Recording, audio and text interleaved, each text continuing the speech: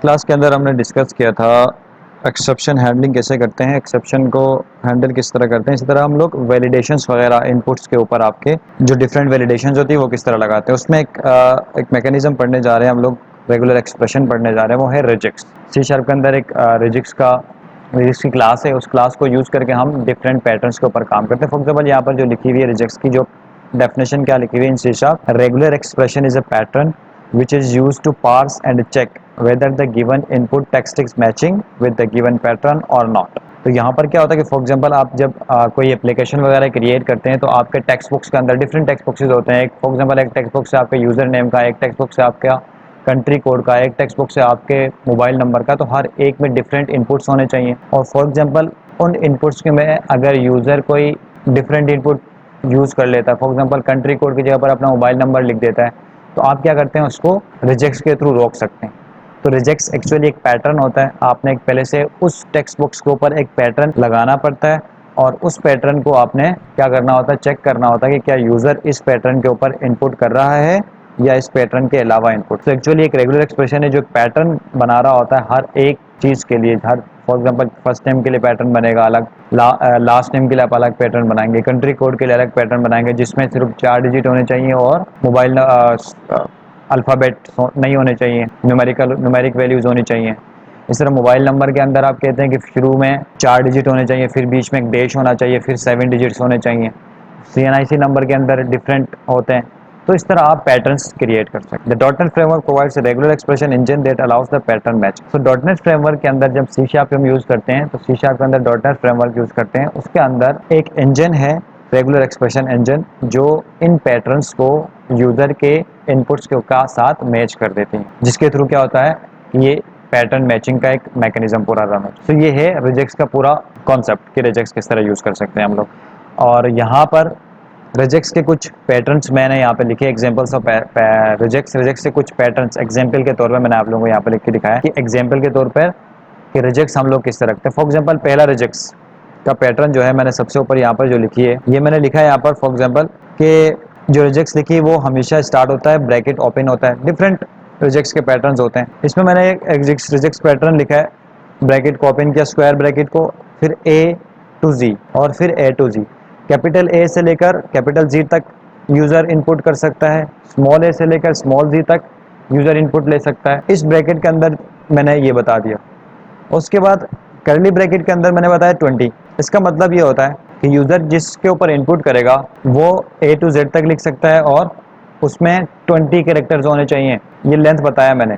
20 से कम होगा तब भी एरर देगा, 20 से ज़्यादा होगा तब भी एरर मैसेज शो कराएगा। इस तरह दूसरे वाले पे आ जाएंगे आप, दूसरे पैटर्न में। तो यहाँ पर दूसरे पैटर्न के अंदर यूज़र न्यूमेरिक वैल्यूज भी यूज़ कर सकता है, यानी 0 से लेकर 9 तक भी लिख सकता है वो। और यहाँ पर मैंने जो लेंथ बताई वो लेंथ में क्या बताया, 2,15। इसका मतलब ये है कि यूज़र या 2 से लेकर 15 तक वैल्यूज यूज़ कर सकते। 16 होंगे तो एरर देगा, एक ही वैल्यू इंसर्ट करेगा तो एरर दे देगा। तो इस तरह के पैटर्न होते हैं डिफरेंट। मैं कुछ पैटर्न यहाँ पे लिखे हैं मैंने। फिर एक और पैटर्न मैंने लिखा कि यूज़र A से Z तक यूज़ कर सकता है, कैपिटल A से कैपिटल Z, स्मॉल a से स्मॉल z, और बैक स्लैश ला के मैंने S लिख दिया। इसका मतलब यूज़र स्पेस भी लिख सकता है, यूज़र स्पेस भी लगा सकता है। अगर आप स्पेस लगाएंगे ऊपर वाले पैटर्न में तो मैच नहीं करेगा। नीचे वाले पैटर्न में क्योंकि मैंने स्पेस के लिए ऑप्शन दे दिया तो स्पेस के लिए ऑप्शन देंगे, और बाकी 20 तो लिखा है मैंने, ये लेंथ होगा। उसके बाद ये वाला रिजेक्ट्स के पैटर्न के अंदर मैंने लिखा /D4। इसका मतलब ये होगा स्टार्टिंग में 4 डिजिट्स होंगे, उसके बाद क्या होगा, एक डैश होगा, उसके बाद 7 डिजिट्स होंगे। और जैसे हमारा मोबाइल नंबर होता है शुरू के 4 डिजिट्स होते हैं, उसके बाद 7 डिजिट्स होते हैं, तो उसके लिए आप इस तरह पैटर्न क्रिएट कर सकते हैं। तो इस तरह के रिजेक्ट्स के पैटर्न क्रिएट करते हैं। आइए हम देखते हैं कि एक रिजेक्ट्स के पैटर्न हम लोग पैटर्न लगाएंगे अपने एक टेक्स्ट बुक्स के ऊपर और देखेंगे कि रिजेक्ट्स के पैटर्न यूज कैसे हो। यहाँ पर मैंने एक टेक्स्ट बुक्स क्रिएट किया और इस टेक्स्ट बुक्स के ऊपर मैं ये करने जा रहा हूँ कि यहाँ पर यूज़र इनपुट करेगा जो रिजेक्ट्स पैटर्न हम यूज़ करेंगे। अगर वो रिजेक्ट्स पैटर्न और जो इनपुट यूज़र देगा वो मैच कर रहे हैं तो क्या लिखा होना चाहिए, रिजेक्ट्स मैचेस। और अगर ये मैच नहीं कर रहा हो तो नॉट मैच, मैच नहीं है। तो इसके लिए मैंने यहाँ पर एक काम किया कि यूज़र यहाँ पर लिखने के बाद जब भी इंटर प्रेस करेगा तो ये काम हो जाए।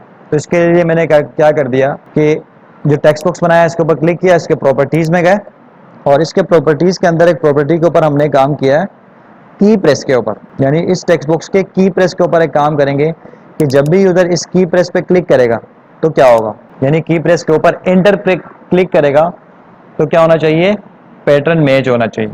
सो की प्रेस के मेथड के अंदर हम लोग सबसे पहला काम क्या करेंगे, रिजेक्ट्स का पैटर्न लिखेंगे। रिजेक्ट्स का पैटर्न लिखने के लिए आपको सबसे पहला एक काम करना होगा, वो काम होगा कि आपने आपने एक लाइब्रेरी को इंपोर्ट करना होगा, यानी एक नेम स्पेस को।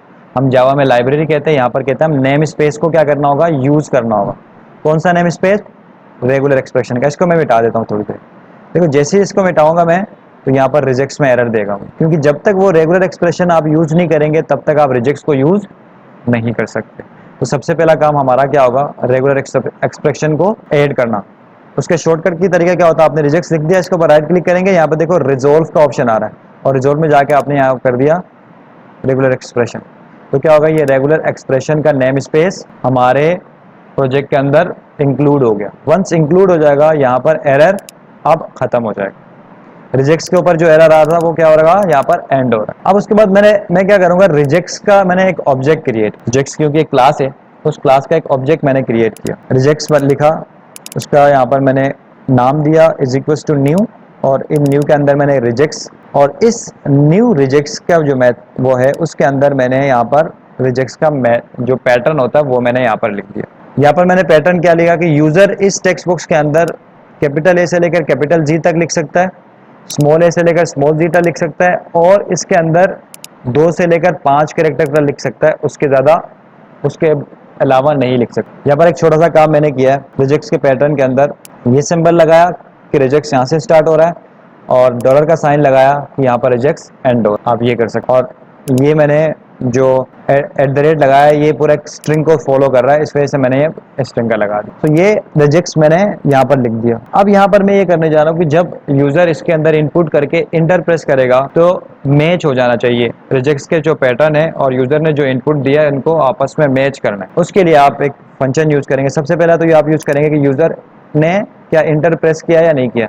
उसको देखने के लिए क्या करेंगे, इफ कंडीशन लगाएंगे, की प्रेस के इवेंट जो ई है इसके अंदर देखेंगे जो कैरेक्टर है वो 13 है या नहीं है। 13 का जो नंबर है वो इंटर का होता है। हर एक बटन का एक कोड होता है, कैरेक्टर होता है। तो इंटर का कैरेक्टर क्या है, 13 है।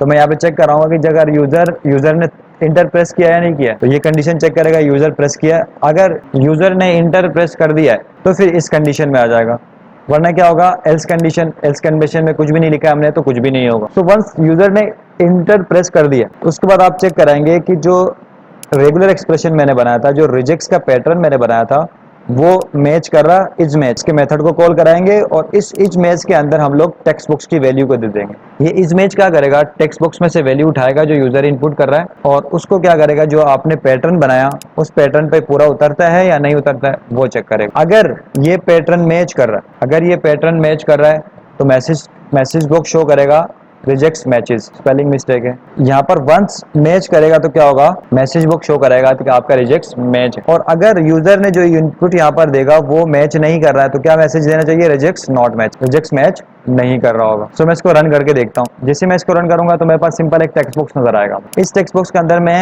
यूज करता हूँ, मैंने लिखा ए और मैंने प्रेस किया इंटर, तो देखो यहाँ पर लगा नजर आ रहा होगा रिजेक्ट्स नॉट मैच। क्यों, क्योंकि यहाँ पर हमने जो कंडीशन बताया था कि कम से कम 2 कैरेक्टर्स होने चाहिए। देखो मैं जैसे ही 2 कैरेक्टर्स प्रेस करूंगा 2 और एंटर करूंगा तो क्या लिखा हुआ आ रहा है, रिजेक्ट्स मैच, यानी रिजेक्ट्स अब मैच हो रहा है। अब इस तरह मैं यहाँ पर 5 तक लेके जाता हूँ, 5 से ज़्यादा एंटर करता हूँ तो क्या होगा, नॉट मैच। क्यों, क्योंकि हमने कहा था कि लेंथ या तो 2 से लेकर 5 तक होना चाहिए, उससे ज़्यादा नहीं होना चाहिए। इसके अंदर फॉर एग्जाम्पल मैं कोई न्यूमेरिक वैल्यू इंसर्ट करता हूँ तब भी क्या लिखा हुआ नजर आएगा, rejects not matches, rejects match नहीं हो रहा है। सही है, तो इस तरह आप रिजेक्ट्स को यूज कर सकते हो। फॉर एग्जांपल अब मैं ये चाहता हूँ कि इस टेक्स्ट बॉक्स के अंदर आपका न्यूमेरिक वैल्यू भी अलाउ हो, तो मैं क्या करूँगा, यहाँ पर एक छोटा सा काम सिंपल ये करूँगा, इस ब्रैकेट के अंदर 0 से लेकर 9 तक यहाँ पर लिखूंगा, 0 से 9 तक। तो रिजेक्ट्स पैटर्न क्या होगा कि यूजर 0 से 9 तक भी इनपुट कर सकता है, स्मॉल है कैपिटल स्मॉल अल्फाबेट्स और कैपिटल अल्फाबेट्स भी यूज कर सकता है, लेकिन लेंथ होना चाहिए 2 से लेकर 5 तक। इसको रन करेंगे। अब यहाँ पर मैं अगर न्यूमेरिक वैल्यू को यूज करता हूँ और एंटर करता हूँ, देखो रिजेक्ट्स मैच कर रहा हो, क्योंकि हमने यहाँ पर ये बता दिया। अब यहाँ पर मैं स्पेस यूज करूंगा तो क्या होगा, रिजेक्ट मैच नहीं करेगा। अगर मुझे स्पेस चाहिए तो मैं सिंपल क्या करूंगा, यहाँ पर जाऊंगा, बैक स्लैश लगाऊंगा और यहाँ पर लिखूंगा एस। तो मैं क्या, इसका मतलब क्या कि मैं स्पेस भी यूज कर सकता हूँ। मैं बैक स्लैश लगा के यहाँ पर पोस्ट ऑफिस लगा दिया मैंने, तो मैं पोस्ट ऑफिस भी यूज कर सकता हूँ। बेस स्लैश लगा के मैंने डैश लगा दिया, इसका मतलब है कि मैं डैश भी यूज कर सकता हूँ। तो इस तरह आप क्या कर सकते हैं, मल्टीपल रिजेक्ट्स के पैटर्न बना सकते हैं। अब यहाँ पे सवाल ये पैदा होता है कि आप रिजेक्ट्स के पैटर्न कैसे बनाएंगे, बना के चेक कैसे करेंगे कि क्या रिजेक्ट्स का पैटर्न मैं सही लिख रहा हूँ या नहीं लिख रहा हूँ। उसके लिए एक वेबसाइट है rejectser.com। इस वेबसाइट पे जाएंगे, यहाँ पर आप अपना रिजेक्ट्स को क्रिएट कर सकते हैं, उस रिजेक्ट्स को चेक कर सकते हैं, टेस्ट कर सकते हैं और नया रिजेक्ट्स डेवलप कर सकते हैं। रिजेक्ट किस तरह डेवलप करते हैं, सारी चीज़ें आपको यहाँ पर rejectser.com पे जाएंगे तो सारे यहाँ पर रिजेक्ट्स कैसे पैटर्न बनाते हैं सारी चीज़ें आपको नजर आ जाए। तो इस वीडियो को यहीं पर एंड कर लेते हैं। रिजेक्ट्स के पैटर्न के हवाले से हमने देखा, रिजेक्ट्स को यूज़ कैसे करते हैं वो देखा। सो हम नेक्स्ट वीडियो के अंदर एक प्रॉपर फॉर्म के अंदर रिजेक्ट्स को कैसे यूज़ करेंगे और वैलिडेशंस किस तरह एरर प्रोवाइड करते हैं, ये सारे काम हम देखेंगे नेक्स्ट वीडियो के।